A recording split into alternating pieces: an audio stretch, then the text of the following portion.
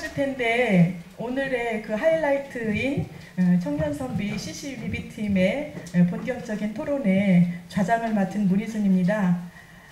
특강 시간에서도 우리가 살펴보았듯이 이 지구상에는 남성과 여성이 존재하는데 누천년간 이 여성은 협력하고 화해하고 상생하면서도 스스로가 어떤 때로는 적대감과 상처를 주는 그런 부분도 없지 않았던 것 같습니다.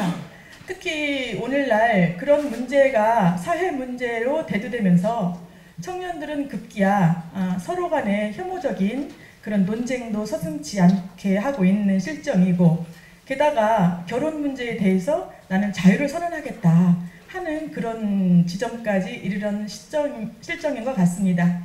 오늘 청년들은 그런 주제를 가지고 자아론과 그리고 관계론 속에서 이 결혼의 문제를 CCBB를 가지고 토론을 나눌 텐데요.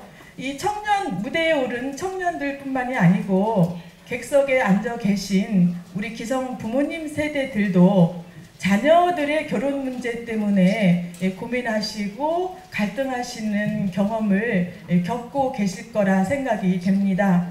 오늘 이 6명의 토론자들도 중요하지만 객석에 계신 여러 가족에 해당되는 기성 세대들께서도 기탄 없이 경청하시고 좋은 의견을 개진해 주셨으면 좋겠습니다. 그럼 지금부터 약 1시간에 걸쳐서 열띤 토론을 진행해 보고자 합니다. 감사합니다. 먼저 영상을 한번 보시겠습니다.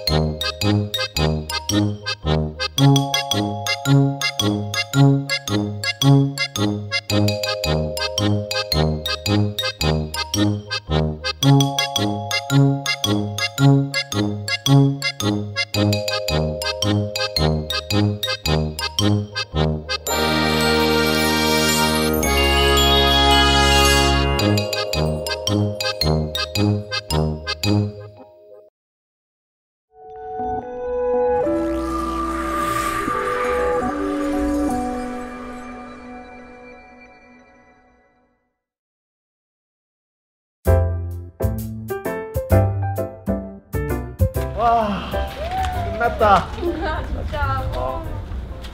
근데 주변에 결혼한 언니들 이야기 들어보면 다 결혼을 하자해서 하는 게 아니라 돈 떠밀려서 한다고 하던데 진짜 그런 것 같다, 그치? 맞아. 우리가 뭐 해봤자 지금 27인데 뭐 어떻게 다 갖춰놓고 하겠어. 천천히 이렇게 만들어가는 거지. 그래도 집 꾸미고 가면 재밌겠다, 그치? 맞아. 기대된다. 와. 뭐 오는 것 같은데?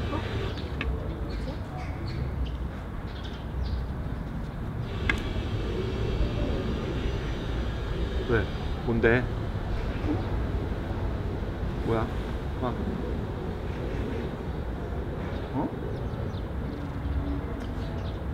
너 설마 이거 갈 거야?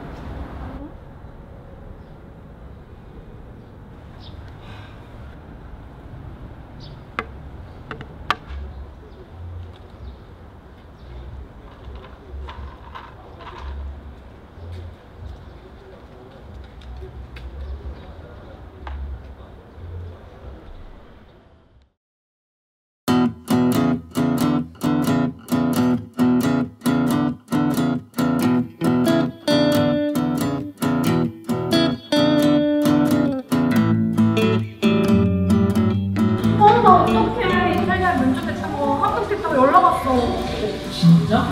와 진짜 달렸다. 원래 가고 싶어 했잖아. 야, 그래도 너 진짜 갈 거야? 너 3개월이라도 했잖아. 그러니까. 근데 이미 10만 원 덕분에 여기까지 왔는데 너가 약속할 수도 없지.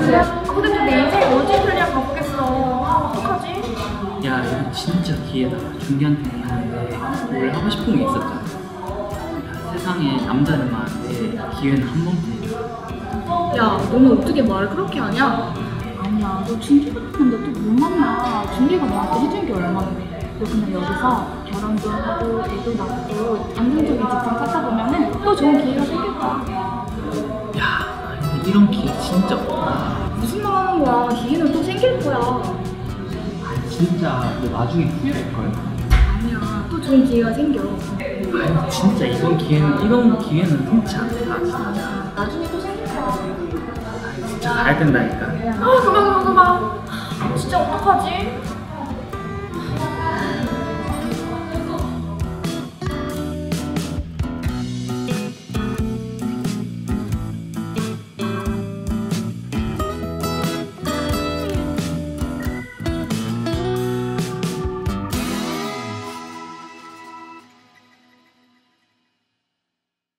좀 어떻게 가슴에 와닿는 주제인가요? 네, 감사드립니다. 객석에서는 왼쪽이시겠네요. 이제 관계로는 CC팀이라고 설정을 하고 또 BB팀은 자아론으로 이렇게 설정을 했는데요. 관계로는 우리가 조화로운 그런 삶을 위해서는 결혼을 해야 된다. 이제 이런 쪽이 관계론 팀이고요. 나 자아를 실현하기 위해서는 결혼은 안 하는 것이다. 왜냐하면 현실적인 문제를 봐라. 결혼을 통해서는 온전한 나의 자아가 실현이 되겠느냐. 그래서 결혼을 선택하지 않는 쪽으로 상정한 게 이제 자아론의 BB팀입니다. 물론 이 팀들 서로 간에도 온전한 자아라고 해서 완전히 결혼을 하지 않겠다라는 그런 것도 아니고 온전한 관계론이라 해서 다 결혼하겠다라는 그런 내용은 물론 아니겠지만 편의상 두 주제를 설정해 놓고 논의를 진행해 보고자 합니다. 그리고 이제 한 2분 50초쯤 되면은 저쪽에서 진행자 측에서 벨이 울립니다. 예, 각자마다 3분은 넘지 않도록 그렇게 발표를 해주시길 바라고요. 이 6분의 토론자들은 현재 전국에 있는 대학에서 추천된 분들이고 학부생 또는 대학원생들까지 그렇게 함께 다양하게 오신 분들이십니다. 그리고 이 앞에는 이분들의 오늘의 토론을 위해서 멘토로 활약해 주신 지도 교수님들 계신데 잠깐 객석을 향해서 인사드리는 것도 좋겠습니다. 네. 감사합니다. 오늘의 자리는 많은 분들의 노력과 정성으로 이루어진 자리임을 말씀드리고 싶습니다. 그러면 먼저 각 팀에서 입론을 준비해 주셨는데요. 먼저 관계론 팀부터 입론에 임해 주시길 바랍니다. 네, 안녕하세요. CCTM에서 입론을 맡은 충남대학교 오소은입니다. 먼저 이런 뜻깊은 토론에 참여하게 돼서 굉장히 영광이고요. 저희 입론 시작하겠습니다. 최근 결혼과 비혼이 사회적 이슈로 떠오르면서 하나의 커다란 쟁점이 되고 있습니다. 본 토론에서는 결혼을 결정하는 가치관으로 자아론과 관계론이 서로 대립되고 있는데 오늘 저는 여기에 실현이라는 단어를 덧붙이고자 합니다. 즉 자아론과 관계론을 자아실현과 관계실현이라는 단어로 바꾸어서 보려고 합니다. 자아실현에 대비되는 말은 관계실현일 것입니다. 현대사회가 자아실현을 중시하면서 자연스레 관계실현에 대해서는 소홀해졌습니다. 그러나 자아와 관계는 어느 한쪽만 존재할 수는 없으며 양쪽 모두를 적절히 분배해야 합니다. 최근 이전 세대의 획일화된 사회가 가진 문제점을 해소하기 위해 자아론과 자아실현을 중시하는 가치관이 보편화되고 있습니다. 그러나 많은 사람들이 관가하는 점은 바로 자아실현을 위해서 관계실현이 반드시 선행되어야 한다는 점입니다. 자아실현이라 함은 나라는 존재가 사회에서 어떤 가치를 달성하느냐가 핵심인데 결국 자아실현을 위해서는 사회, 즉 관계가 필요한 것입니다. 그런데 인간이 태어나서 가장 먼저 맺게 되는 관계는 바로 가족관계입니다. 사람은 대부분 가족관계로부터 가장 큰 심리적 안정감을 얻고 인생을 살아가는 데 있어 가장 기초적인 가치관을 확립합니다. 즉 가족이야말로 인간 형성의 중심에 있으며 이 가족관계의 출발점에 있는 것이 바로 결혼입니다. 사람은 다른 사람과 관계를 이루며 살아가는 동물이며 특히 이러한 관계가 일의 능률을 결정하기도 합니다. 여기서 일의 능률을 결정하는 요소는 관계의 수나 양이 아니라 관계의 질이라고 할 수 있습니다. 즉, 내가 다른 사람과 맺고 있는 관계가 얼마나 나에게 긍정적 신호를 주는가에 따라 일의 능률이 오르내릴 수 있다는 것입니다. 여기서 일은 단순히 업무를 넘어서서 삶 전반에까지 관여하는 것입니다. 한편 가정은 성별을 막론하고 가장 가까운 거리에서 쉽게 심리적 안정감을 형성할 수 있는 관계입니다. 관계론의 핵심이 인간관계에서 얻을 수 있는 심리적 안정을 통한 능률 향상이라면 그러한 심리적 안정은 업무관계보다는 가족관계에서 쉽게 찾을 수 있을 것입니다. 따라서 자아실현을 위해서는 관계실현이 반드시 앞서야 하고 관계론적 입장에서 심리적 안정을 도모할 수 있도록 가족관계를 형성하기 위한 여성의 결혼에 찬성하는 입장입니다. 감사합니다. 조금 빠르게 입론을 했지만은 이쪽 관계론 팀 입장에서는 자아 실현을 위해서는 가족 간의 관계를 통해서 심리적인 안정이 있을 때 더 잘 성취가 된다, 실현이 된다, 그런 입장에서 이 CC팀은 결혼을 좀 찬성하는 쪽에 그런 입론을 펼쳐주셨습니다. 그러면 이거에 대해서 BB팀에서도 입론을 해주시겠습니다. 안녕하세요. 한국교원대학교에 재학 중인 이지연입니다. 네, 그러면 BB팀 입론 시작하도록 하겠습니다. 먼저 본 토론자는 하나의 그래프를 제시하고자 합니다. 다음은 올해 3월 모 결혼정보회사에서 20, 30대 미혼 남녀 118명을 대상으로 결혼의 단점에 대해서 설문조사한 결과입니다. 아래 업무와 가사, 육아까지 돌봐야 하는 육체적 부담에 대한 비율을 봐주세요. 이 항목에 대하여 여성은 57%로 가장 높은 응답률을 보였지만 반면 남성은 12%로 가장 낮은 응답률을 보였습니다. 이를 통해서 제가 주목한 점은 유독 여성만이 자아실현과 결혼이라는 관계의 딜레마 속에서 갈등한다는 사실입니다. 방금 전 UCC 속 주인공이 겪고 있는 해외 취업과 결혼 간의 선택의 문제는 단순히 가상 드라마의 설정에 그치는 것이 아닌 오늘날 여성 대부분의 현실인 것입니다. 조선시대의 훌륭한 여성상에 대해서 생각해보면 아마도 대부분 현모양처를 떠올리실 것 같은데요. 유교적 이념 아래에서 조선은 여성에게 남편에게는 순종적인 아내이자 아들을 위해 평생을 희생하는 어머니가 될 것을 강요했고 그러한 구조 속에서 여성은 차별과 억압의 대상이자 심하게는 가문의 대를 잇는 도구적 수단에 지나지 않았습니다. 편견에 맞서서 살아간 주체적 여성 또한 분명히 존재하지만 그들이 매우 소수였다는 것을 우리가 부인할 수는 없을 것입니다. 여성의 결혼은 가부장제 사회에 편입되어 여성의 주체성을 상실하는 것에 지나지 않았으며 이를 통해 오랜 시간 동안 여성의 권리는 핍박받아 왔습니다. 그렇다면 현재 우리 사회는 어떨까요? 근대를 분기점으로 여성의 사회 진출이 증가했고 결혼보다 자아실현을 선택하는 미혼 여성의 비율은 2000년 5.5%에서 2010년 15.2%로 급증했습니다. 그러나 여전히 여성은 가정적이어야 한다는 관념 속에서 소위 결혼 종령기라고 불리는 나이대의 미혼 여성들은 결혼을 요구받고 있고 또한 고위직 승진을 가로막는 기업 내의 유리천장은 아직도 존재합니다. 정부는 저출산 문제의 시급성을 강조하지만 마땅한 대책은 내놓지 못하는 상황 속에서 결혼과 양육의 부담을 오직 여성 개인에게만 돌리고 있는 것입니다. 여성의 관계 실현이 결혼이라는 사회적 제도 하에서 이루어져야 할 필요성은 없으며 영상의 주인공이 결혼이 아닌 해외 취업을 선택할지라도 그녀가 사회적 통념에 따르지 않았다는 이유만으로 비난할 수는 없을 것입니다. 따라서 저희 BB팀에서는 이러한 이유로 여성의 결혼은 필수가 아닌 선택이 되어야 한다고 주장하는 바입니다. 감사합니다. UCC 영상과 그 양 팀의 입론을 들으시고서 우리 청중들께서 지금 바로 해주실 일이 뭐냐면은 이 UCC와 양 팀의 이야기를 듣고 견해를 관계론이냐 자아론이냐 이제 설정을 하셔서 투표를 좀 해주셔야 하는 입장인데요. 이쪽 그 BB팀에서는 뭐 최근에 얼마 전에도 법조인이 과로사로 뇌출혈로 죽는 사고가 불행하게 있었습니다만은 여전히 남성들이 많이 도와주고 일을 함께 한다 하더라도 도와주는 거지 그 일을 자신의 일로는 아직 생각하는 단계에는 이르지 못했다. 그러면서 과도한 업무와 임신과 출산 그런 이런 육아 부담에서 여전히 자유롭지 못한 데이터를 근거로 세우면서 우리는 결혼해서 자유롭고 싶다 이런 견해를 피력을 했습니다.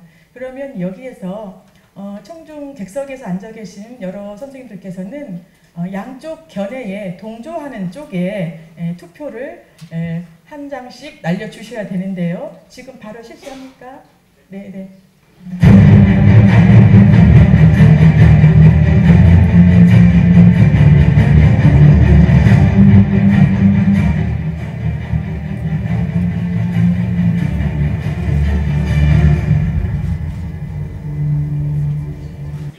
결과 준비되었습니까? 그럼 결과 준비된 거를 한번 가슴 떨리는 마음으로 한번 지켜보겠습니다. 어떻게 나왔나요? 와, 어떻게 됐습니까? 몇 대 몇이 나왔습니까? 와, 객석에서 자아론의 적극적인 67%의 아주 넘치는 지지율 보여주신 일단 박수 먼저 보내드리겠습니다. 감사합니다. 자, 33% 받았습니다. 네. 우리는 투표를 이제 끝부분에 가서 한 번 더 진행할 겁니다. 과연 지금 1차 투표가 이렇게 나왔는데 이 양 팀의 열띤 토론과 자기네 그 팀에 대한 그 반격이 멋지게 진행된다면 얼마든지 이 퍼센테이지는 뒤집혀질 가능성이 있다고 보여집니다. 감사드립니다. 그러면 지금부터 본격적인 토론에 들어가겠습니다. 먼저 비비팀에서 좀 준비해 주셨지요? 안녕하세요. 안동대학교 동양철학과의 이준영이라고 합니다. 저는 멘토 선생님 박수 주셨습니다.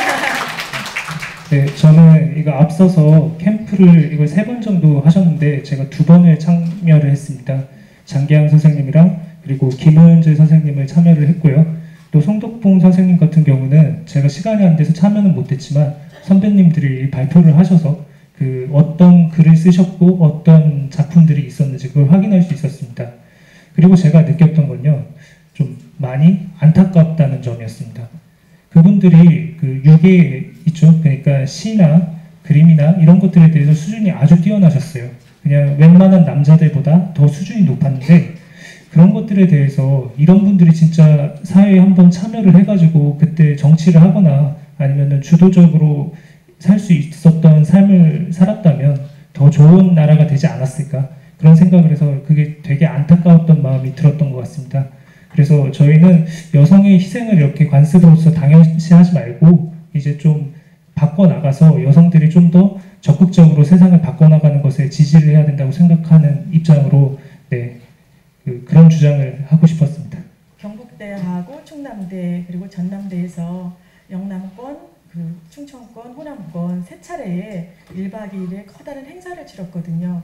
거기에서 이제 다뤘던 여인들이 16세기의 송덕봉, 그리고 17세기의 김호연재, 그리고 영남권의 장계양이라고 하시는 그런 여성 선비들을 우리가 주제로 삼았습니다. 올해 주제가 선비와 여성이었습니다. 그 자체로도 의미는 있었습니다. 선비라고 하는 주제에 조선의 여성을 끌어들여서 감히 그들에게 선비라는 칭호를 붙일 수 있었던 것도 의미가 있었지만은 학생의 그 토론에 의하면은 그들이 굉장한 능력과 출중한 그런 엘리트 의식이 있음에도 불구하고 관계 속에서 함몰되는 그 몸부림치는 그런 모습들을 보았기 때문에 우리는 비비팀을 선정할 수밖에 없었다. 이제 이런 토론을 주셨는데요. 여기에 대해서 CC팀의 토론 있으시겠습니다. 네, 안녕하세요. 단국대 대학원생 노예진이라고 합니다. 네, 앞서 비비팀에서 그 자아론에 관련해서 이야기하셨듯이 조선시대 여성들이 제한된 삶을 살았던 것을 부인할 수는 없습니다. 그런데 그들이 가족관계를 통해서 보여준 그 주도적인 삶을 단순히 관계 속에 함몰되었다라고 단정할 수도 없다고 생각합니다. 그런 점에서 저희 측에서는 이빙어학과 서유봉 부부의 상생관계를 좀 이야기하고자 합니다. 다들 아시다시피 이빙어학은 조선시대 여성 실학자로서 학문의 길을 당당히 걸었던 여성입니다. 이때 그를 도왔던 남편이 바로 서유봉인데요. 이 두 부부는 이빙어학이 15살 때 혼인을 합니다. 서유봉은 그 규장각을 창설했던 아버지, 할아버지 그리고 학문을 이어갔던 그 아버지의 밑에서 학문을 배웠는데요. 흥미로운 점은 이때 공부를 할 때 이 빙어각도 함께 공부를 하였다는 점입니다. 시할아버지와 시아버지는 이빙어각이 굉장히 총명한 것을 높이 평가하고 자기 아들과 그 다음에 시동생들과 함께 공부를 하도록 했습니다. 그리고 그 과정에서 실학이라고 하는 학문에 들어서게 되고 이것은 이빙어각이 여성 실학자로서 길을 걷게 되는데 큰 힘이 됩니다. 그 한 사례로 남편에게 서유곤에게는 서유구라고 하는 동생이 있는데 임원 경제지를 지었던 실학자입니다.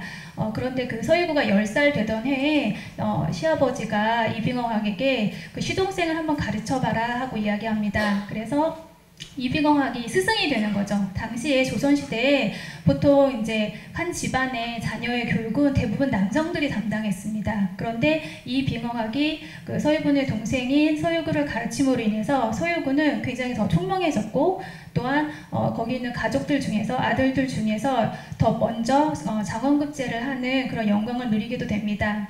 이러한 점을 보면 이빙어각의 경우는 학문적으로 가족들에게 인정을 받았고 오히려 가족 관계 속에서 그 학문이 더욱 깊어집니다.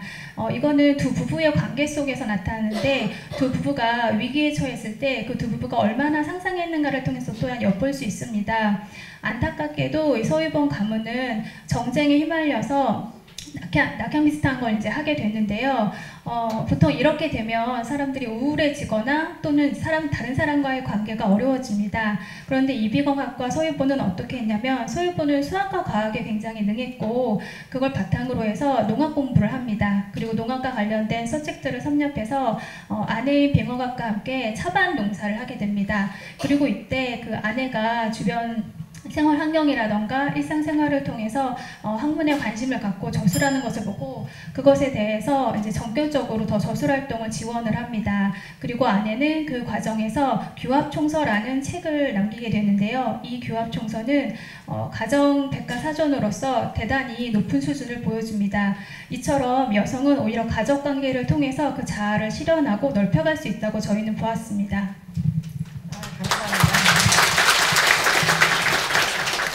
이쪽 CC팀에서 노예진 토론자는 무슨 소리냐, 함몰된 여성, 그런 여성도 있지만 이 빙어각의 사례를 들면서 이 빙어각이라고 하는 여성은 16살에 혼인했다고 그랬죠? 15살요? 15살에 혼인을 했는데 아기가 너무 똑똑한 거예요, 어린 아기가. 그래서 시아버님이 오히려 편견 없이 그 며느라이를 가르쳤고 급기야 이 며느라이는 성장하여서 그 집안의 여성 교육자로까지 발전할 수 있었다.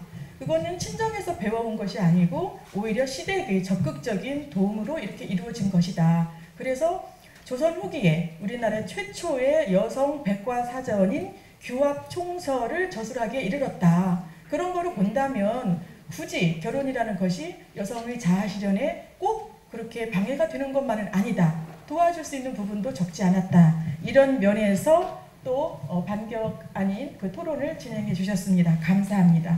그러면 이 토론에 대해서 또 각자 준비한 토론자들의 또 토론이 있으시겠습니다. 네, 안녕하세요. 이화여대학교의 이주연입니다.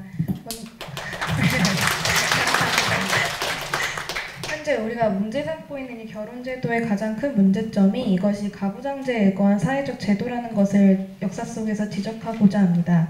역사 속에서 여성은 가부장적인 결혼제도 안에서 성적, 법적 혹은 경제적인 주체성을 잃고 남성에게 비인간적이고 폭력적으로 지배되어 온 역사가 있습니다. 조선시대 문헌과 역사에서 그 증거를 한번 찾아보겠습니다. 먼저 여성의 결혼이 사회에서 가부장제 사회에 편입되는 것에 지나지 않으며 그것이 여성의 성적인 주체성의 상실과 연관된다고 볼 수 있는 자료들이 있습니다. 태종의 육전에 따르면 조선 전기만 하더라도 여성의 재혼은 3가, 4가까지 진행되었습니다. 하지만 성종에 이르러서 경국대전에서 제가 규제 금지에 관한 법이 명문화되고 개간 자손의 관직 진출을 금지하면서 점차 제가가 금지되게 됩니다. 조선시대에서 국가가 여성의 정절을 관리하고 통제해왔다고 볼 수 있습니다. 이는 단순히 여성의 정절만 문제 삼는 것이 아니고 권력 분배 경쟁과 서자 배제와 같은 상속과 연결된 정치와 경제적인 문제와 연결되어서 조선시대에서 사적 영역인 성적 개념, 여기선 정절이겠죠? 정절이라는 개념에 여성의 사회적인 의무가 포함되게 된 것입니다. 이 의무가 부부 상호 간의 의무가 아니라 아내의 일방적인 의무 개념으로 전개되면서 사적인 의무가 충효와 같은 사회와 국가적인 이념과 같은 선상에 위치되게 되면서 여성의 정절에 관해서 국가와 법이 분노하고 나서서 응징하는 기형적인 구조로 사회 전체가 여성을 억압하게 됩니다. 이 담론이 얼마나 견고했는지 당시 대학자였던 송시열이 여성의 재가를 못하게 하는 것은 너무 심하다라고 말을 하니 그 비판자들이 충절을 부정하다니 이 사람은 곧 조정도 배신할 것이다 라는 말을 하게 됩니다. 이런 식으로 욕망을 조절하고 분배하는 사회적인 질서에서 몇 명의 특별한 예시, 여성 선비라고 하는 사람들이 있었죠. 여성 선비라는 것을 제시한다는 것이 과연 의미가 있을 것인지 한번 재고해봐야 할 것입니다. 근대를 분기점으로 여성이 공적으로 진출하기는 하였으나 이것이 여성 인권의 신장에 큰 영향을 미쳤음에도 불구하고 여성 해방을 이뤄내지는 못했습니다. 현대 여성은 시장에서 남성에 비해 저임금으로 노동하고 가정에서는 무임금의 가사노동에 시달리게 됩니다. 여성이 일종의 희생을 치르고 결혼을 해야 한다는 것이 여성의 무임금 가사노동이 자본시장이라는 공적 순환에 기여하는 측면에서 자본주의적인 가부장 권력이 이용당하고 있음을 의미합니다. 다시 말해 여성에게 희생과 결혼을 강요하는 것은 일종의 여성의 공적이고 사적인 사회적이고 경제적인 기여를 가부장적인 사회질서 속에 은폐하는 것에 불과하다고 생각합니다. 이주연 토론자는 이제 역대로 여성에 대한 그 깊이 있는 성찰을 준비해온 것 같습니다. 여성의 지위와 역할에 대해서 이렇게 살펴보면서 조선시대는 급기야 여성의 모묘로 대표되는 정절까지도 국가가 관리하는 그런 시스템에 이르렀다. 그러면서 현대에도 역시 저임금 노동에 시달리고 있고 가사노동은 무임금으로 우리가 봉사하는 측면이 있지 않느냐 이런 사례들을 들어서 비비팀의 토론을 준비해 오셨습니다. 그럼 이거에 대해서 CC팀에 토론해 주시겠습니다. 네, 안녕하세요. 저는 경북대학교에 재학 중인 강다영이라고 합니다. 반갑습니다. 저는 토론을 시작하기에 앞서서 먼저 저는 예전에 청비이공에서 진행을 했던 전남대에서 진행한 송덕봉 포럼에 참여를 한 바 있는데요. 지금 비비팀께서는 사회적이나 가정적으로 함몰된 조선 여성의 상에 대해서 얘기를 해주셨는데 송덕봉 같은 경우에는 자신이 그런 자제로서 양반가의 자제로서 교육을 받았고 그 사회 문제를 인식하고 가정에서도 가정의 기둥이 돼서 내가 하고자 하는 당당한 여성상을 보여줬기 때문에 그 예외적인 경우도 있다는 것을 밝히고자 합니다. 자, 이제 본격적인 토론회 시작하겠습니다. 저는 관계론적 입장에서 UCC를 처음 보았을 때 한 가지 의문이 들었습니다. 과연 저 여성이 이룬 취업이라는 것이 과연 여성 혼자만이 이룬 결과인가? 라는 것이 바로 그 의문이었는데요. 저는 이것이 여성의 노력을 저평가한다거나 그녀의 능력에 대해서 의문을 가지는 것이 아닙니다. 그저 인간은 사회적인 존재라는 전제하에서 남녀 간의 관계를 연구를 해보았을 때 남성이 여성에게 제공한 심리적인 안정감과 경제적인 안정감이 결과적으로 여성의 취업에도 큰 영향을 미쳤다라고 저는 생각을 합니다. 인간의 그 심리적 안정감에 대해서 조금 얘기를 더 해보자면 삶을 살아가는데 매우 중요한 요소입니다. 그렇기 때문에 예를 들어서 수능이나 월드컵이나 올림픽 같이 큰 대회나 아니면 시험 같은 경우에 결과에 지대한 영향을 미치기도 하죠. 근데 본론으로 다시 돌아가서 여성이 취업 준비를 하면서 불안감이나 부담감이 많이 쌓여 있는데 남성이 이를 해소를 해주고 또 심리적인 안정감을 형성하는 데도 크게 일조했음을 저희는 알 수 있는데요. 특히 UCC에서 송일용은 이런 대사를 합니다. 송중기 덕분에 여기까지 왔다. 이런 얘기를 진짜 하기도 하죠.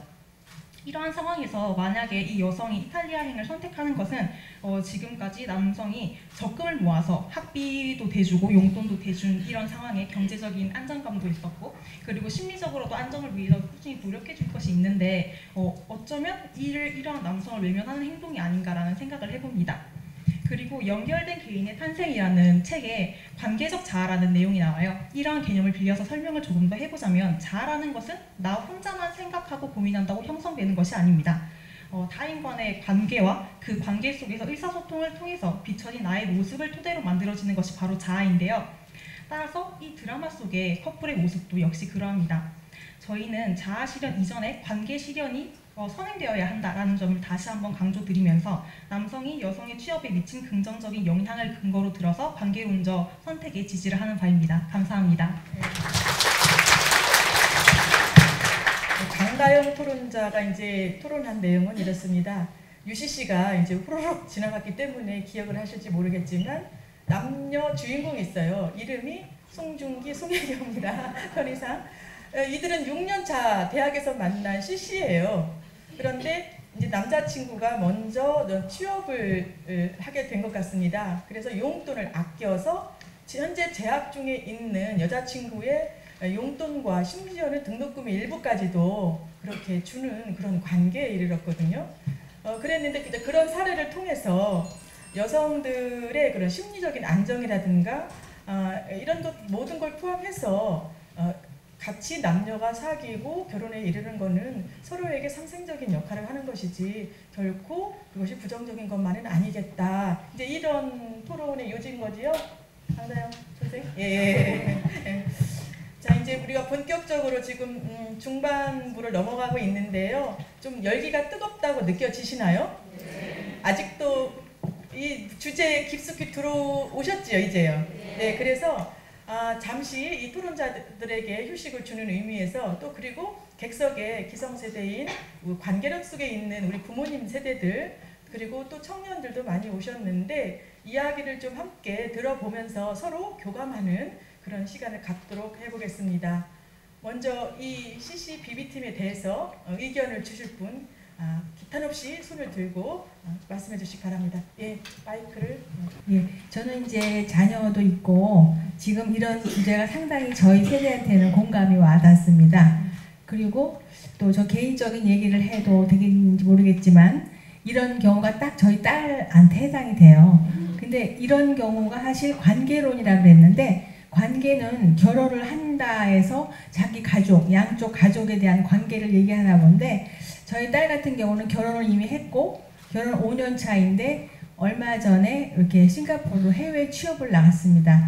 국내에서 이렇게 스카우트해서 갔는데 저도 또 사부인도 그러니까 시댁 쪽이죠. 시댁 쪽과 남편인 사위까지 다 이렇게 그러니까 공감을 얻은 거죠. 그래서 딸의 그러니까 이 신부에 대한 그 앞으로의 그 미래를 위해서 다 박수갈채를 보냈습니다. 그래서 그런 경우를 보더라도 저는 자아론에 이렇게 공감하는 형태인데요. 그러면 이제 관계론에 제가 이제 반기를 들 텐데 이제 결혼을 아직 지금 안 한 팀이잖아요. 아까 거기서 보면 화면에서 보면은 그 남자분이 조금 아까 교수님 말씀대로 그 지금 젊은 남자가 미리 취업이 돼서 여자한테 이렇게 다 뭐 용돈도 주고 용돈을 절약해서 학비도 지원했다는데 예를 들면 결혼 후, 그러니까 결혼하기 전에 부모들이 자녀를 다 키웠어요. 다 무료로 다 해주죠. 그런 다음에 옛날 어르신들은 뭐 했냐면 내가 너를 어떻게 키웠는데 그럽니다. 그거는 무슨 말이냐면 내가 너한테 투자를 많이 했다는 거거든요. 그러니까 너는 나한테 잘해라. 그래서 옛날 어르신들이 장남에게 굉장히 신세를 많이 지고 기대를 많이 했잖아요. 그거와 일맥상통한다고 봅니다.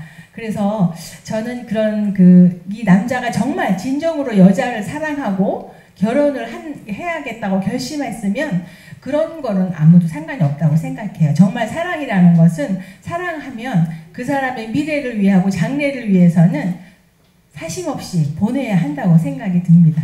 그러면 앞쪽에 대화를 나눠보시면 따님이 결혼 5년 차라고 말씀을 해주셨는데 아직 자녀는 없습니다. 조금 자유롭긴 하네요. 예. 그럼 현 상황에서 따님은 싱가포르로 취업을 가셨고 사위는 지금 국내에 남아서 예, 국내에서 직장을 다니고 있고 이제 간간히 이제 형편에 따라서 만나는 그런 관계고요.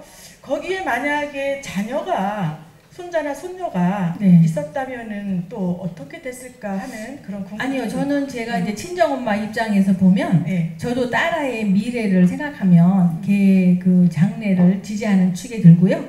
또 그 사부인도 저보다는 나이가 연세가 많으신 분인데도 불구하고 굉장히 환영하셨어요. 그래서 요즘 여성 남성 따질 거 없이 자기의 미래를 위해서는 신랑이 네가 좀 양보를 해라. 그리고 또 좋은 쪽으로 생각해라. 그렇게 말씀하셨거든요. 그걸 다 가족의 동의하에 떠났습니다. 만약에 시댁 어르신들이 특히 여기 지금 국학진흥원도 안동에 있지만 경상도 분이십니다. 경상도는 옛날 굉장히 유교 사상에 져져서 굉장히 가부장적이고 굉장히 어려우신 시부모님이신데도 불구하고 굉장히 허락을 해주셨고 또 이제 갈 때 그 시 어르신이 하실 말씀이 가서 정말 힘들거든 뒤도 돌아보지 말고 오너라. 그렇지만 나는 떠나보낼 때 굉장히 환영한다고 하셨어요. 그래서 공항에서 다 이별을 했는데 저는 이렇게 지금 젊은 사람들이 이렇게 관계론에 휩싸여서 그런 그 한 사람의 미래를 정말 아주 성공할 수 있는 미래를 막는다는 것은 저는 나이가 들은 노년이지만 그것은 아니라고 봅니다. 그럼 이제 요약을 하자면 네. 두 팀 중에 저는 자아론이요. 자아론을 지지하면서 지지합니다. 건강한 관계론을 제시해준 사례로 이렇게 비춰지네요. 네. 네. 그래서 이제 저런 사례가 우리 모두 젊은 20, 30대 결혼을 앞둔 네. 그런 세대들에게 적용이 된다면 누구든지 다 혼인을 하고 그 전폭적인 지지를 받고 하고 싶겠지만은 지금 우리의 상황 여건은 그것이 보편적이지는 않기 때문에 이런 토론이 벌어진 것 같습니다. 그러면은 자아론을 지지하면서 관계론도 제시하는 그런 형태로 보여집니다. 자, 또 좋은 말씀 해주실 분 계신가요? 네. 저기 뒤에 젊은 여성 청년이 계십니다. 네. 해주신 논의들 잘 들었는데 듣고 있다 보니까 제가 얼마 전에 읽은 칼럼이 생각이 나서 관련해서 논의해 주셨으면 좋을 것 같아서 얼마 전에 읽은 칼럼이 내용이 이게 현대 사회에서 문제가 되는 게 관계론이라는 게 사회를 이룬다는 게 개개인이 결혼을 해서 아이를 낳고 가족 단위를 이뤄야 가족이 모여서 공동체를 이루고 공동체가 사회를 이루잖아요. 근데 저출산 문제가 되는 게 인구가 증가하지 않으면 사회가 더 이상 존속이 되지 않잖아요. 근데 아이를 낳는 청년들의 비율을 보면 그 청년들이 되게 저소득층이라는 거예요. 그러니까 그 청년들이 무엇을 하고 있는지를 보면 되게 대학을 나오지 않거나 아무튼 사회적으로 되게 소외된 계층의 사람들이 사랑받지 못해서 젊은 나이에 덜컥 임신을 해버린다던가. 그래서 이게 진짜 사랑인 줄 알고 섣부른 뭔가 어떤 실수를 해버려서 그래서 젊은 나이에 뭔가 살림을 차리고 이렇게 해서 밖으로 내놓아지게 된다는 거죠. 근데 그렇게 되면은 어떻게 보면은 그게 하나의 가족을 이루는 거죠. 근데 준비되지 않은 가족인 거죠. 그래서 경제적으로 좀 유복하지도 않고 부모님들도 성숙하지도 않고 그러니까 고등학교 다니다가 자퇴해서 아이를 낳고 애를 키우는 상황인 거죠. 그래서 유복하지도 않고 성숙하지도 않고 정신적으로 그런 부모들이 애를 키우고 오히려 뭔가 더 준비된 사람들은 더 준비하려고 하고 이제 아까 전에 따님분이 싱가포르로 해외 취업 나가셨다는 분은 그런 분들은 더 이제 해외 취업을 하고 자아를 더 자기 발전을 위해서 노력하시고 나중에 이제 좀 더 경제적으로나 정신적으로나 사회적으로 명예 이런 것으로 성숙해져서 나중에 국내로 돌아와서 생각이 있으면은 다시 애를 갖는다거나 입양을 하신다거나 그렇게 해서 오히려 사회를 이루는 축을 보면은 정말 빈약한 사람들이 더 사회를 이루고 있고 사회를 이룰 만한 어떤 게 갖추어진 사람들은 사회를 이루지 않는다는 글을 본 적이 있거든요. 근데 맞는 말이라고 생각을 했어요. 그래서 그걸 보면서 관계론과 자아론이라고 양분할 수 있을까라는 생각을 많이 했거든요. 되게. 그래서 거기에 대해서 어떻게 생각하시는지 궁금해서 질문 드립니다. 그럼 저한테 주는 질문인가요? 아니면 양 팀의 그런 같은 동학들에게 질문하시는 건가요? 딱히 대상은 없는데 그냥 궁금해서 외쳐보고 싶습니다. 그렇게 외쳐보고 싶으신 거죠? 네. 너무 감사드립니다. 일단 박수 좀 보내드리겠습니다. 사실 우리 사회의 양극화 문제가 가장 지금 첨예한 문제이기도 한데 저출산의 문제에서 오히려 저소득층에 준비되지 않은 사람들이 그들만의 가족을 형성하면서 아이들을 많이 낳고 오히려 조금 더 여유가 있으면서 공부를 많이 한 사람들은 오히려 자녀들을 낳지 않는 이제 그런 양극화에 대한 이야기, 그리고 그걸 컬럼을 통해서 그런 우려의 그런 칼럼을 통해서 본인도 적극적으로 그 문제에 인식을 하신 그런 발언이라 생각됩니다. 딱히 자아론이나 관계론이나를 넘는 우리 사회에 있는 현상의 한 단면을 그렇게 말씀해 주신 것 같아서 그 자체로도 굉장히 우리에게 경종이 있다, 이런 생각이 듭니다. 예, 저 또 뒤에서 손을 들어주신 저도 제 경우에는 이제 우리 딸이 이제 조금 일찍 결혼을 했습니다. 이렇게 없는 사람들, 저소득층 뭐 이런 사람들이 먼저 결혼한다는데 우리 딸이 이제 27살에 결혼을 해가지고, 그때는 아무도 결혼 안 했어요. 그때는 다들 늦게 결혼하고 그래서. 근데 먼저 했어요. 그러니까 지금 12살, 9살 이제 손주, 이제 손녀, 이제 손주가 있는데, 남편 따라 얘가 지금 이제 미국에 가가지고 있어가지고 제가 방학 동안에 지금 70일 동안 가 있다가 왔거든요. 그래 참 이렇게 좋게 있다고 하는데 딸이 빨리 결혼하기를 너무 잘했다고 생각을 하거든요. 그런데 다른 사람들은 처음에 제가 딸을 시집 보낸다 할 적에 세상에 그 아까운 딸을 어떻게 빨리 보내느냐고 다들 막 놀랬어요. 근데 저는 좋아하는 사람만 있으면 보낸다 그랬거든요. 그래서 갔는데, 근데 제 주위를 돌아보면은 우리 이야기 할머니들이 나이가 많잖아요. 만나는 분들 거의 다 보면은 아들이, 딸이 진짜 30하고도 거의 40이 됐는데 결혼 안 하고 계시는 분들이 굉장히 많이 있어요. 그래서 그런 걸 보면서 뭐든지 때가 있는데 그 때를 놓치면은 참 힘들다는 생각이 들더라고요. 그리고 또 결혼을 늦게 해도 또 자녀가 없다든지 이런 걸 많이 보거든요. 그럴 적에 내가 정말 실력이 있고 능력이 있으면 결혼해서도 얼마든지 또 내가 좋아하는 거 사실은 할 수 있을 것 같아요. 그런데 굳이 그 결혼을 미루면서 악착같이 그냥 취업하고 내가 막 성공하고 하려고 그렇게 하다 보면은 관계 형성에서도 어려움도 있고 여러 가지, 오히려 때가 되면은, 정년기가 되면은 결혼하고, 그리고 이제 천천히 이렇게 해도 될 것 같아요. 꼭 내가 누구보다 더 잘해야지 하는 그런 욕심만 내려놓는다면은 결혼하면서 차근차근 얼마든지, 요즘은 육아도 이렇게 여자만 한다든지 그런 게 아니잖아요. 같이 하잖아요. 얼마나 예쁘게 살아가는데 서로서로 도와가면서 가정생활도 서로서로 도와가면서, 그렇기 때문에 얼마든지 남자만 하는 게 아니고 결혼했다고 해서 여자가 자기를 못하는 게 아니에요. 서로 똑같이 하기 때문에. 그래서 저는 처음에 투표는 이쪽으로 했지만 지금 생각해 보니까 저 관계론이 더 옳지 않나 하는 생각이 듭니다. 네, 이렇게 토론을 통해서 이쪽 저쪽 자꾸 옮겨 다니는 거 열렬히 환영합니다. 이게 우리가 바라는 바예요. 네. 네, 잠깐만요. 그래서 우리 김윤숙 여사님께서는 자아론 입장이었는데, 따님이 27살에 일찍 혼인하는 거에 대해서 별로 만족을 못 하셨는데 아름답게 살고 있는 모습을 보면서 적극적으로 지금은 환영을 하시고 있는 그런 상황인 것 같은데, 잠깐 여기에서 지금 우리 기성세대 분들이 청중석에 많이 계시니까 발언권이 자꾸 그쪽으로 가는데요.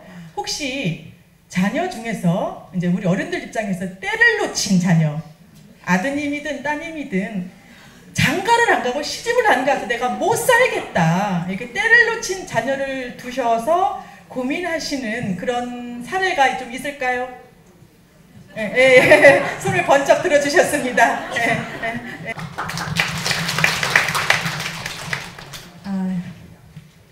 저도 처음에는 그 자아론에 투표를 했어요. 근데 가만히 생각해 보니까 제 딸이 시집을 안 가고 있거든요. 놓친 게 아니라 안 가는 거예요. 현재 몇 살이냐고 여쭤봐도 가능할까요? 48. 네네. 예. 근데 아까 저기서 말씀하셨듯이 그 자기 자아에 취해서 안 가는 것 같아요. 그래서 그 캐나다에 있는 그 유명 대학을 나왔어요. 그래서 자기의 어떤 주장도 강하고 그 자아론도 아주 심취해 있어요. 자기만 행복하면 된대요. 근데 동생이 결혼을 해서 아이 둘을 낳고 지금 정말 아름답게 살고 있어요. 조카들을 보면 엄마보다도 고모가 더 예뻐해요. 그래서 너도 시집가서 애 낳았으면 얼마나 좋겠니? 그러면 그건 싫대요. 자기가 하고 싶은 일을 못한대요. 근데 제가 엄마 된 입장에서 볼 때는 정말 한심하고 정말 속상한 거예요. 그 아까 저출산 이야기 나왔지만 그 우리가 사회가 가족이 형성이 안 되고 자녀가 없으면 어떻게 사회가 이어져 나가겠어요. 그래서 그런 걸 생각해 보더라도 이 관계론이 정말 중요하다고 생각해요. 일단 박수 보내주시기 바랍니다. 감사합니다. 자, 그러면은 우리 송명자 여사님의 아주 성명자 여사님의 아주 핫한 그 주제를 기탄 없이 말씀해 주셔서 감사드리고요. 저 말씀을 사실은 그 자녀분한테 지금 하는 말씀과 우리 비비팀, 자아론팀에 해주시는 말씀인데 이 말씀에 대해서 어떻게 받아서 할 말씀들이 있으신가요? 여기 자아론팀? 네, 말씀 잘 들었고요. 사실 뭐 가정이 무너지고 사회가 무너지면 어떡하냐라고 하지만 우리가 사실 지금 생각하는 가정, 사회 다 우리가 일종으로 학습된 정상성에 대한 압박이라는 생각을 좀 하고 있거든요. 그래서 뭐 고등학교 때는 뭐 대학 가야지, 대학 가면 뭐 취업해야지, 취업하면 결혼해야지. 이거 다 뭐 진짜 원래 그렇게 해야 돼요. 그래야 때가 있고 다 적당한 삶의 방식이라는 게 아니라 그렇게 살도록 사회에서 압박을 하고 교육을 했던 거죠. 사실 우리가 다른 선택지의 삶의 교육을 받은 적이 있었는가? 없다는 거죠. 그러면 삶의 방식이 그렇게 교육을 받은 거라면 그 교육의 결과인 거지. 그게 정말 제때 뭔가를 해야 되는 삶의 방식이라면 진짜 삶의 방식 그거밖에 없으면 너무 갑갑하고 자유롭지 못하고 외로운 삶이 오히려 되지 않을까. 선택할 수 있는 자유가 없어지니까요. 뭐 완전히 이건 아니야. 그렇게 생각하면 안 돼. 이 말씀을 더 해주고 싶으신 거죠. 그 선택, 억압 그런 말씀들 공감은 해요. 그렇지만 우리가 그 사회생활을 하면서 나 혼자만 살 수는 없잖아요. 이웃과도 관계가 있듯이 가족도 관계가 형성이 돼서 탄생이 되는 거예요. 근데 가족 없이 이웃과의 관계도 없다고 생각을 해요. 그래서 일단 가정이 탄생을 하면서 저 눈물 나요. 박수 한번 보내주시죠. 힘내시라고. 정말 최고 학부까지 나와서 그 자기 자아에 의해서 그렇게 살아가는 게 행복하다라고 말하는 딸을 보면서 때로는 정말 걱정보다는 원망이 더 많이 들 때가 있어요. 제가 엄마라서 그렇기도 하겠지만 같은 여자 입장에서 볼 때도 꼭 그렇게 사는 것만이 행복은 아니라고 생각을 해요. 네. 관계 속에서도 자기 선택할 수 있고 자기 행복 얼마든지 느낄 수 있어요. 그래서 지금 자아팀 다시 생각해 봐주시면 네, 감사합니다. 네. 울컥하셨는데 우리 성명자 여사님의 저런 사례는 비단 저댁만의 문제가 아니고 공부하고 자아의 실현을 위해서 노력하는 모든 사람들이 공통적으로 느끼는 젊은 세대들의 그런 고민이 아닌가 이런 생각이 들고 따님만 그런 사례에 있는 게 아니고 주변에 너무 많이 있기 때문에 좀 위로받으시길 바랍니다. 예. 그리고 이제 어른들 세대에서 좀 많이 자아론이었는데 관계론으로 넘어가는 과정을 많이 해주셨는데 혹시 젊은 청년들 중에서 혼인의 문제를 좀 결혼을 한다는 게 대부분 해피엔딩이 결혼으로 끝나잖아요. 그래서 결혼이 다 행복하게 끝나고 다 뭔가 자아 실현도 할 수 있을 것 같긴 한데 그거는 사회 경제적으로 결혼이 도움되는 거지 그게 심리적 안정이 보장된다고는 할 수가 없잖아요. 미혼모도 있고 비혼하는 사람도 있고 한부모 가정도 있고 여러 결혼을 안 하는 사람들이 있는데 그 사람들은 모두 자아 실현을 하지 못하는 존재라고 할 수도 있는 거잖아요. 관계론적 입장에서는. 그리고 결혼을 하지 않더라도 마음 맞는 사람들끼리 우리 동네 사람들이라는 집단이 있거든요. 그런 집단에서 8명씩 가족처럼 지내는 방법도 있다고 생각을 하고요. 그리고 조선이 여성이 친가에서 공부를 해서 자아 실현을 했다고 하는데 지금 현재 사회에서는 애를 낳으면 경력 단절이 일어날 수밖에 없잖아요. 그런 경력 단절이 일어나면은 먼저 현대 제도를 먼저 개선해야 하는 게 아닌가 생각이 들었습니다. 감사합니다. 그러면 박예빈 씨는 이제 자아론에 동조를 하시는 그런 발언을 해주셨는데 결혼 이후에 경력 단절이라든가 다양한 그 여성들의 그런 문제를 잘 짚어주신 것 같습니다. 시간이 이제 거의 후반부로 접어들면서 이야기가 좀 마무리돼야 될 시점으로 가고 있는데요. 불안합니다. 그럼 청년 이야기를 한 번 더 들어볼까요? 네네. 네. 저는 먼저 행복이라는 것이 각자 다르게 다 추구한다고 생각을 합니다. 그래서 어떤 분 같은 경우는 결혼을 굉장히 중요한 행복의 요소라고 결정할 수도 있고, 저 같은 이제 일이나 이제 다른 부분에 있어서 중요한 것을 행복의 요소라고 볼 수 있는 사람이 있다고 생각합니다. 그래서 아까 말씀해주신 이야기의 할머니님이신 것 같은데, 만약에 따님이 결혼을 못 하시는 게 아니라 안 하시는 거면 행복을 나중에 그런 요소에서 중요하게 찾으신다면 그때 결혼을 하시지 않을까라는 생각도 듭니다. 또한 아까 다른 할머니께서 말씀하신 게 이제 좀 욕심을 내려놓고 결혼을 할 수 있다고 하셨는데, 하지만 제가 이제 22살이고 이제 대학원도 갈 생각을 하고 있는데, 아직까지도 많은 대학원에서도 교수님들께서 질문을 하실 때 결혼할 생각이 있냐라고 물어보신다고 합니다. 하지만 이런 부분에 있어서 결혼을 염두에 두고 그렇게 면접을 준비할 때 그런 대답을 염두에 두고 해야 된다는 게 너무 불공평하게 느껴집니다. 그것 자체가 아예 아직까지도 육아의 상당한 부분은 여성들이 하고 있다는 것을 말해주기도 하고, 물론 반반 나눠서 한다고 하지만 현실적으로 그렇지 않다고 생각을 합니다. 또 제가 지난 학기 가족관계 수업을 듣고 있는데 실제로 교수님께서 하신 말씀이 맞벌이 부부였을 때 남자들이 더 육아에 일을 하지 않는다고 합니다. 그게 실제적 통계 결과로 나와 있고요. 그래서 더 저는 아직까지 물론 반반이라고 노력한다고 하지만 아직 멀었다고 생각하고, 그것이 먼저 제도적으로 뒷받침이 되었을 때 여성들이 결혼을 하는 것 자체에서 그게 욕심 때문에 해외 취업뿐만 아니라 다른 취업을 하는 것이 욕심 때문이 아니라 전 현실이라고 생각을 합니다. 감사합니다. 네, 감사합니다. 김혜진 학생 같은 경우에는 이제 결혼이 행복의 요소이긴 한데 성명자의 어머니께 좀 위로가 될지 모르겠는데, 결혼은 그 정년기가 없다. 언제든지 하면 된다. 이제 그런 이야기도 안 한대요. 사람은 변합니다. 묶이기 싫다. 이제 위험한 곳까지 이제 갔습니다. 그래서 지금 두 사례를 묶어서 말씀을 드리면은, 김혜진 씨 같은 경우에는 기성세대들, 그런 사람들의 어떤 그런 편견과 그런 부조리한 면들이 있었기 때문에 청년들이 혼인을 안 하려고 하는 면들이 많아서, 특히나 제도적인 뒷받침, 남녀가 상생할 수 있는 제도적인 뒷받침이 있다면 누군가 결혼을 선택하지 않겠느냐, 뭐 이런 이야기로 비춰집니다.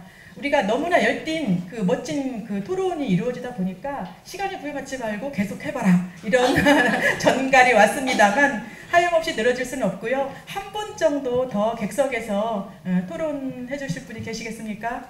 예, 저 뒤에. 저희 여자의 입장에서 보면은 저희도 관계를 추구하고 싶죠. 근데 결혼을 하면은 아무래도 제약이 많다 보니까 약간 이런 부분이 있는 것 같아요. 제 주변에 이제 30 후반대 이제 언니들도 계시고 이제 40 된 언니들도 계신데, 그 언니가 매번 하는 말이, 지희야, 결혼은 혼자 하는 게 아니야. 결혼을 하면은 너는 그 가정이랑 묶이는 거기 때문에 이런 건 좀 신중하게 생각을 해봐야 된다고, 이런 식으로 얘기를 많이 듣다 보니까 좀 더 고민이 되는 부분도 있는 것 같고, 그리고 아예 결혼을 좀 미루고 싶다라고 하는 사람들이 그냥 아예 결혼을 안 하고 싶은 게 아니라 그냥 차라리 결혼을 안 하고 동거만 하면서 살고 싶거나, 아니면 내가 결혼을 해서 이제 좀 그런 내가 지금 하고 싶은 거를 할 수만 있다면 결혼을 하고 싶다라는 그런 부분도 많거든요. 그리고 저는 좀 그 최근에 좀 충격적인 얘기를 들었던 게 나는 결혼은 하고 싶지 않은데 아이는 키우고 싶다. 그러니까 이런 관계를 갖고 싶다는 그런 사람들이 많아요. 그러니까 저는 요거를 이제 개인적으로 이게 좀 섞여야 되지 않나, 융화되어야 되지 않나라는 생각을 합니다. 네, 감사합니다. 네, 감사합니다. 내년이면 이제 30살인 좀 이른 시기였다면은 혼기를 점점 놓쳐간다고 걱정을 들을 만한 그런 연령대에 있는 젊은 청년이었습니다. 청년들의 걱정은 한결같이 자아 실현을 해야겠는데 이 결혼이 주는 그런 제약, 그런 것을 굉장히 두려워하는 그런 모습을 우리가 충분히 익힐 수가 있었습니다. 기성세대와 젊은 세대가 지금 함께 이 자리에 앉아 계시기 때문에 저들이 왜 결혼제도를 원치 않고 동거를 선택할 지언정 결혼을 원치 않으면서 자아를 실현하려고 하는가, 이런 것을 좀 귀담아 들을 그런 어떤 면의 중요한 지점을 말씀해 주신 것 같습니다. 시간이 한정없이 늘어질 수는 없으니까요. 오늘 뭐 밤새워서 토론을 해도 좋을 듯한 주제입니다만, 여기에서 각 팀이 그러면 이제 마무리 차원에서 발언들을 좀 정리해 주시면 어떻겠나 하는 생각이 듭니다. 먼저 관계론 팀에서 준비해 주시겠습니까? 예, 저희는 결혼을 유토피아적으로 바라보지 않습니다. 결혼을 오히려 더 현실이라고 여기고 있고요. 그런 점에서 이 그림을 한번 보시기 바랍니다. 이거는 동조 현상을 실험하는 건데요. 예전에 EBS 다큐프라임에 한번 소개된 적이 있습니다. 한 10명 정도 되는 사람을 한 강의실에 집어넣고 위와 같은 실험을 합니다. 보시면 이제 왼쪽 기준선과 동일한 길이를 가진 막대는 몇 번 막대기입니까? 하고 물어보게 되는데요. 이 10명 중에서 9명은 실험 협조자입니다. 그리고 진짜 실험을 하고 있는 사람은 단 1명인데요. 9명은 동일하게 다 1번을 택합니다. 근데 딱 그림을 보시면 1번이 답이 아니죠. 그런데 9명이 1번을 택하니까 마지막 1명이 고민을 하다가 어쩔 수 없이 오답인 1번을 택해버립니다. 네, 이건 무엇을 보여주냐면 다른 사람들이 바라보는 대로 그걸 선택하는 건데요. 실험이 끝난 후에 진짜 실험자한테 그 이유를 물어보았습니다. 물어보니까 모든 사람이 1번을 선택하는데 자기 혼자 진짜 정답인 2번을 택하면 비정상적으로 보일까봐 그렇게 했다고 합니다. 이게 오늘날 저희 청년들이 처하고 있는 현실인 것 같습니다. 결혼이라는 문제를 진정 선택하는 것이 아니라 사회에 의해서 등 떠밀려서 포기하고 있는 것은 아닌가라는 것이 저희 관계론의 입장이고요. 결혼에 대해서 맞닥뜨려서 더 당사자 간의 이야기를 하고 현재 결혼을 이제 어렵게 만드는 여러 가지 문제점에 대해서 그것의 해결 방법을 찾아감으로 인해서 결혼을 포기하지 말고 선택함으로 더 당당히 주체적으로 살아가는 여성이 되기를 바랍니다. 이상입니다. 결혼 포기하지 말자. 선택의 문제다. 이런 말씀을 해주신 것 같습니다. 그러면은 또 비비팀에서 준비한 최종 발언 부탁합니다. 네, 그 비비팀 최종 발언 하기 전에요. 저 Q&A 할 때 인상 깊었던 게요. 저도 좀 준비되지 못한 가족에 가까웠거든요. 저희 부모님이 결혼식 사진을 보면은 제가 있습니다. 그래가지고 제가 태어나서 옆에서 막 싱글벙글 웃고 있는데 예. 그런데 이게 아무래도 결혼이라는 게 돈이 많이 필요하잖아요. 그리고 그거에 대해서 사회에서 지원을 좀 해준다면 상관이 없는데 막 애는 학교 어디 보낼 거냐, 뭐 어떤 거 입힐 거냐 이런 얘기는 하면서 실질적인 지원은 거의 없으셨습니다. 그래가지고 그런 것들 때문에 경제적인 걸로 되게 많이 힘드셨거든요. 그리고 자아 같은 것도 어쩔 수 없이 포기하셨죠. 저희 어머니는 공부를 잘하셔서 서울에 있는 뭐 국문학과를 갈 수 있었는데 그걸 포기하시고, 저희 아버지는 그 체육을 좀 잘하셨는지 그 체대를 가실 수 있었는데 못 갔다고 합니다. 두 분 다. 그래서 이게 결혼이라는 게 정말 지원이 이루어져야지 그거를 좀 안정감을 느끼든 아니면은 그 제대로 살아가든 그런 것들에 대해서 좀 있을 수 있을 거라고 생각을 하고요. 그리고 제가 동양철학과라서 여기 이거를 좀 가져왔는데요. 이게 유학에 역이라는 개념이 있습니다. 사서상경에 역경이라는 게 있는데 이게 자연의 변화 이런 것들을 보면서 인간의 이치를 탐구하는 학문입니다. 그런데 왼쪽을 보시면은 천지빗계라는 게 있어요. 그런데 이게 땅은 바닥에 있고 하늘은 위에 있는 이런 개입니다. 저희가 보기엔 되게 이게 맞는 것 같고 당연한 것 같죠. 그런데 하늘은 위로만 가려고 하고 땅은 밑으로 꺼지려고만 해서 서로 화합을 못하는 그런 꽤 나쁜 개로 해석을 합니다. 그래서 남자는 그 밖에 나가서 돈만 벌려고 하니까 뭐 과로사 아니면 객사 이런 것들을 하고, 여자 같은 경우는 네, 그 집에서 남편은 오지 않는데 애들을 돌봐야 되니까 막 그렇죠, 뭐 고독사나 막 이런 쪽에 그런 되게 나쁜 개로 볼 수 있죠. 그래서 이걸 저기 있는 한자를 막힐 빗자를 씁니다. 그래서 이게 둘이 서로 만나지 못하니까 되게 안 좋은 글자로 봐요. 그런데 반대로 오른쪽을 보시면은 되게 이상하죠. 그 땅은 위에 있고, 네, 하늘은 바닥에 있습니다. 그런데 이게 좋은 개로 해석을 해요. 하늘이 땅을 짊어지고요, 땅은 하늘이 멀리 못 가도록 이렇게 잘 조절해 줍니다. 이게 여자가, 그런데 이런 좋은 개는 여자랑 남자랑 이렇게 호혜 관계, 그러니까 서로 만날 수 있는 개를 얘기를 하는데, 이걸 해서 태자가 편안한 태자입니다. 서로 도와주니까 너무 편한 거예요. 근데 이게 다만 조건이 있어요. 이렇게 땅이 위에 있는다는 건 여자가 자아 실현을 해서 좀 높은 곳으로도 올라갈 수 있어야 된다는 그런 전제를 깔고 있어야 된다는 거거든요.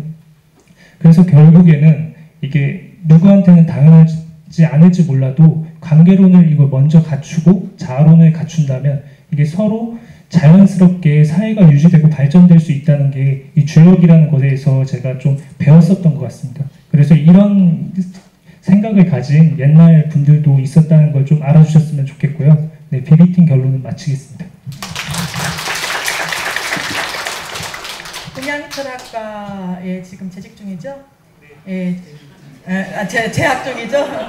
워낙 준비를 많이 해와서 충분히 자기가 배운 학문을 통해서 토론을 잘 해주신 것 같습니다. 어쩌면 달리 해석하면은 요즘 유행하는 혼수품으로 아이를 먼저 선진적인 부모라고 생각할 수도 있습니다. 그걸 너무 비극적으로만 생각 안 하셔도 좋겠습니다. 사랑에는 시간과 순서를 다툴 수가 없습니다. 급한 대로 사랑을 실현하는 것도 저는 괜찮다고 봐집니다. 그래서 이제 양 팀의 CC팀, BB팀의 토론이 열띠게 진행이 되었고, 객석에서도 많은 의견을 주셔서 뜨겁게 이 문제가 토론이 되었는데요. 1차 투표하셨던 것처럼 관계팀이었는데 자아론이 워낙 토론을 잘해서 이쪽으로 이동하시는 분도 계실 거고, 반대로 자아에서 관계로 이동하시는 분도 계실 걸로 믿습니다. 다시 한번 2차 투표 진행해 주시기 바랍니다.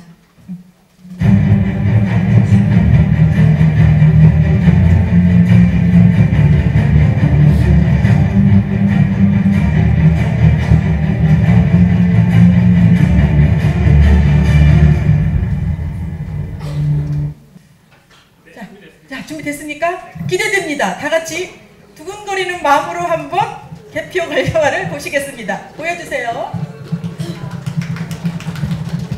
와!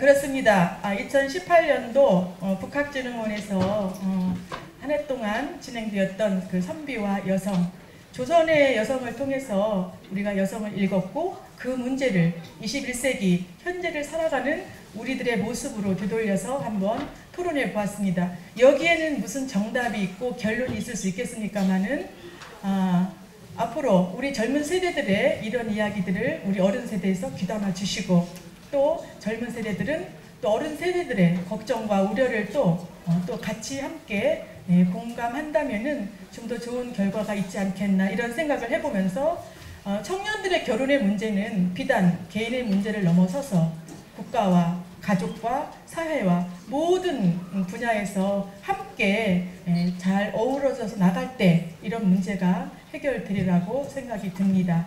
장시간 함께 해주셔서 너무 감사드리고요. 2019년도에는 또 3.1운동 100주년 기념되는 해입니다. 국학진흥원에서는 올해와 다름없이 좀 더 멋진 그런 또 프로그램을 준비하고 있는 걸로 알고 있습니다. 앞으로도 지속적인 관심을 가져주시고 우리 청년들에게 힘이 되고 미래가 활기차게 열려질 수 있도록 우리 다 함께 노력하는 그런 삶이 되었으면 감사하겠습니다. 오늘 여기까지 마무리하겠습니다. 감사합니다.